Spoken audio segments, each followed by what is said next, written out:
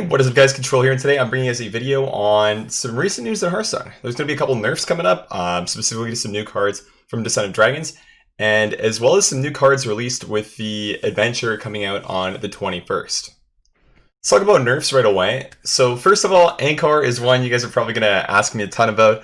I think this nerf is pretty big, but the card is definitely still playable, being a 3-mana 2/2. So really what happened was the durability got knocked down by 1, and I think that nerf lets the card still be playable versus doing something like making it 4 mana and a 2/2, for example. That would really gut the card and make it super tough to play. But as a 3-mana 2/2, you can still upgrade it really easily. It's still playable in Pirate Warrior. And the card is just still what it was before, which is a very easy to play, very strong card that just gives you gas that the deck, being Pirate Warrior, really wouldn't have before and kind of shouldn't have. So overall, I'd still say the card is good and definitely playable, albeit a lot worse than it was before, but still something you can fit into your 30-card Pirate Warrior deck. So overall, I'd say this is like a fine nerf. Obviously, the card was really overtuned, contrary to what I thought before it was released, but still a very good card, and post-nerf, still a decent card. There's nothing wrong with it, and it's still strong. Next up, Fiendish Rites. I'm going from 3 to 4 mana. I think this is perfectly fine because Galakrond Zulok, in Wild at least. Again, these opinions of mine are coming from like a Wild perspective for the nerfs and the new cards being added. But from a Wild perspective, Galakrond Zulok was really, really strong. I think in general, a lot of the Galakrond decks, especially as the expansion kind of moved forward, really were realized to be super, super strong. Specifically pointing at Warlock and Warrior, because these were two that on release people thought were kind of bad. But given some time, people realized that just Galakrond Zulok is super, super nuts. And so is Galakrond Warrior. Both those decks are very, very powerful and obviously touched by this balance patch. So I think Fiendish Rites going to 4 is definitely a pretty big nerf to the deck because there are a lot of other invoke cards that do kind of fight with the 4-drop slot. But overall, I don't think it's like that impactful enough to really just gut the deck. It's just 1 mana on 1 card. That being said, it is one of the very good cards, and there are a lot of competing cards in the 4-drop slot. But I still think it's going to be good enough to be played, just a slightly worse. Next up is my favorite nerf, Necrim Apothecary going from 4 to 5 mana. This card is basically like Barnes that you could run as a 2-up. So seeing this nerfed honestly just brings a pretty big smile to my face, and I think it's really nice that they're doing this. I was super surprised during the first round of nerfs that they didn't go ahead and completely nerf this card to the ground. But I'm happy that they did the Barnes treatment where they're just like, hey, broken card at 4 mana, let's make it 5. So the high roll is going to come a little bit later, and I think that's perfectly fine. We might even see some people try to play this in like Odd Rogue. That being said, I don't think it would be very good, just because it's a little bit slow and you have to be on coin for it to really be impactful. But, you know, Odd Rogue player is not the smartest, so we'll see what happens with that. But good nerf overall, very happy about it. And I will have to play Aggro Rogue for you guys in the next few days before this comes out. Next up is Dragon's Pack, another Shaman card nerfed. I think it's 6 in total this expansion that have been nerfed now for Shaman. But basically what they're doing in the Dragon Pack is it's the same card, but just if you've invoked twice, it's now just going to be plus 2/2 on top of the 2/3. So you're going to get 2 4/5s, which isn't really that big of a deal in Wild because, I mean, Galakrond Shamans kind of fell out of favor really since the first nerfs.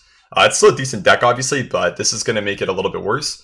And I think this is more of like a standard nerf because being able to have the Dragon Packs be a 5/6 and not die to the Dragon's Claw from other upgraded Galakronds is pretty relevant, but in Wild, it's not that big. And again, like Galakrond Shaman wasn't really a deck that was played that much as far as the Galakrond decks go in Wild. It was mostly just Warrior and Warlock, which are both being nerfed anyways, so it's fine. But the Shaman nerfs are kind of sad. And I do think it's a fair nerf. I mean, it's a very good one for standard. Dragon's Pack is definitely a really busted card. No Overload Feral Spirits that had plus 3/3 stats on both the dogs is pretty nuts. Plus 2/2 is still really good, but more balanced. Next up is Invocation of Frost. This one is actually a pretty huge nerf because the mana cost is literally doubled on the card, going from 1 to 2. That being said, it's still pretty good. I mean, 2 mana freeze an enemy and then get a 2/1 with Rush is not bad, but it's definitely not as good as 1 mana freeze an enemy and then get a 2/1 with Rush. So I would say that this one is kind of a feels bad man nerf, and one that's like really going to hamper the Shaman decks, I think, from playing it. You will still run this in your Galakrond deck, but it's just going to feel really bad to play. Anything that's like really that low mana cost wise getting nerfed by 1 mana is just, it feels really bad. Think about like Fiery War Axe, for example. You know, it's like going from 2 to 3 is huge, and going from 1 to 2 is even bigger. It's literally like twice the mana cost, which is, well, I mean, it's insane. So this is a really big one, I think, and one that doesn't look like it's that huge, but is really, really big. So this one sucks, and it's probably the biggest one out of all of them, I'd say. But you know, Galakrond Shaman, I think in standard is a really, really strong deck still post nerf, so definitely needed to be changed a little bit more. But for wild, just kind of feels bad, that's all. Next up is Scion of Ruin going from 3 to 4 mana. I think this one's fine, honestly. Like, I think this card at 4 mana is still quite good. Again, if you look at the Galakrond Warrior that we played a couple days ago, the one that got rank 1 in China, and we did pretty well with it. It does have quite a few 4-drops fighting for the slot, though, and obviously Ankar is getting nerfed too, so the deck is definitely going to be hurt a little bit by this. But it's not like you're really playing Scion of Ruin on turn 3 anyways, right? It's not like the mana cost attached to it's really that relevant. You're going to want to be invoking twice before you play it in most cases, and I mean, in best case scenarios, you're playing Galakrond, drawing a bunch of cards with it, and then playing Scion of Ruin when it's buffed. But I guess in that case, then you can't just go Galakrond on turn 10, draw Scion of Ruin for 3, and then play it. So in that case, that kind of makes sense, but I would say in general, this one's not the biggest nerf in the entire world, because I think you're still pretty happy to pay 4 mana for a 9/6 with Rush. It just feels a lot worse when you're paying 4 mana for a 3/2 with Rush. So overall, I'd say this one is a good nerf. It's one of the ones that doesn't ruin the card, which I actually like about this set of nerfs, other than the Invocation of Frost, which is a really hard one to nerf, but in general, I think that what they've done with this makes all of the cards still quite viable, but definitely hampers the decks a little bit because they really are just super strong. Galakrond in general is just broken, and I'm kind of surprised they didn't touch Galakrond, any of the individual Galakronds themselves, because, well, they're really, really powerful, believe it or not, as the theme of this patch was. But overall, I think I'm happy and it's a good step, but we might want to see some Galakrond nerfs potentially in the future. And as a last note for the nerfs, this is more of a standard one because in Wild, the Dragon Pool is so big, but they did make it so Dragon Queen Alexstrasza cannot get a copy of herself from her Battlecry. So you won't see, like, you know, multiple Dragon Queen Alexstrazzas in a row. I mean, it's kind of fun when it happens, and in Wild, it doesn't happen that often again because the pool is so wide. But in Standard, it's a lot smaller, so it did happen quite a bit. So they did decide to just, you know, hit that with the axe, meaning that it can't happen again. Which is fine, but I'm a little bit sad about it because it was always fun when you got Alexstrasza off of herself. And obviously a big high roll means you're probably going to win the game, but it was fun. Obviously not that fun when it happened to you, and that's probably why they're getting rid of it. But, you know, it's understandable, and I think that's perfectly fine, but just a little bit sad.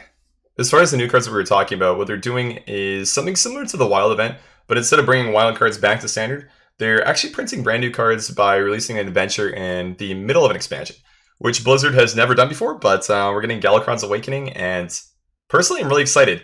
Anything new they do with this game, I am just, I'm overjoyed with, because it means they're kind of pushing boundaries and trying new things, which means that, you know, the excitement and attention span that, you know, I personally have and other players have is going to be a lot higher. So anyways, the adventure is called Galakrond's Awakening, and it's going to be coming out on January 21st. The first wing, at least, that is. It's going to be between the League of Evil and League of Explorers, so like good versus bad.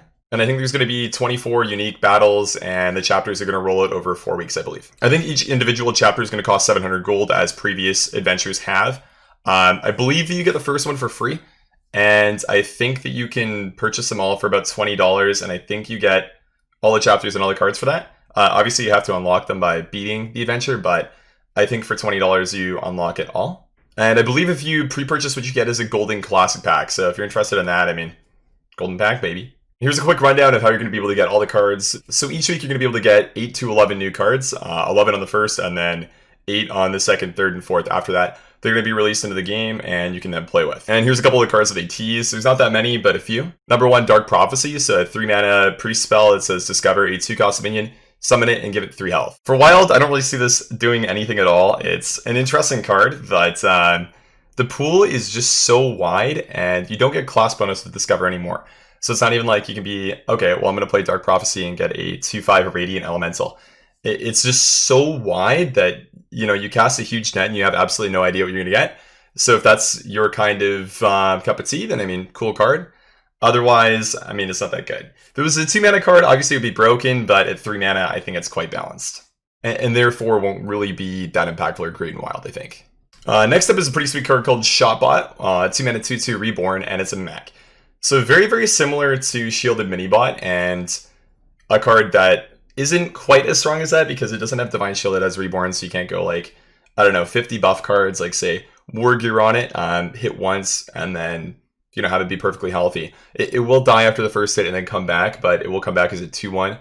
That being said, no Divine Shield, so I would argue that this is a slightly worse shielded mini-bot, unless you were playing Quest Paladin. If you were trying to utilize the quest making mummies, then this card's pretty nice, and it's a great addition to that type of a deck, I think, because normally in the 2-drop slot, you'd be playing stuff like Temple Berserker or Micro Mummy, but this is just a good standalone 2-2 that will come back as a 2-1 instead of being a 1 health minion. Obviously, Temple Berserker comes back as a 3-1, but that being said, it's just more flexible and a nice way to get the quest done faster. So if you're looking to play that deck, this is a clear buff to it, and this minion by itself might just be quite good in Standard, but I don't think it really is powerful enough to be good enough to be seeing play in Mech Paladin right now. Next up is a pretty busted card, a 3-mana 4/3 demon called Chaos Gazer. It's also an epic and a demon. Its battle cry is corrupt a playable card in your opponent's hand. They have 1 turn to play it. That is pretty insane anti-combo tech and will hit a lot of stuff in Wild. I feel like this is going to be quite similar to something like Bad Luck Albatross, where it really just screws over a large number of decks. Think about playing this against like a Mechathune Warlock and hitting like one of their 3 combo cards. It's pretty insane. It's also a demon you can draw with Sense Demons. Obviously, it's not going to really work in a lot of Warlock decks because a lot of Warlock decks want to play Sense Demons to draw Void Caller, Void Lord, Mal'Ganis, but in faster ones, I can see this being super good in like a Zoo deck, for example. I mean, you can fit it into a lot of stuff, even like a Reno list, right? It's just a tech card that is really insane because if you play it early, there's going to be a lot of cards in your slower opponent's hands that they can't even play. Even against some fast decks, it's super good. Like, imagine you play this on turn 3 against like an even Shaman, and you just hit like a Sea Giant or a thing from below that they can't activate yet. They just sit there and they're like, well, our card is gone next turn. So I think it's actually pretty cool, and the stat line's not bad, and obviously the demon tag is quite valuable as well. So I think that this card could actually see quite a bit of play, and I think it's a really interesting effect that is very, very strong and might be overlooked at first.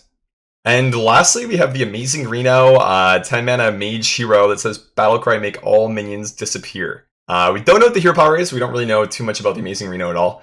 I don't think there's too much info about it, but it's a pretty good Battlecry, right? It's like Twisting Nether, I guess. Don't really know what disappear means. Is that like, removing from the battlefield?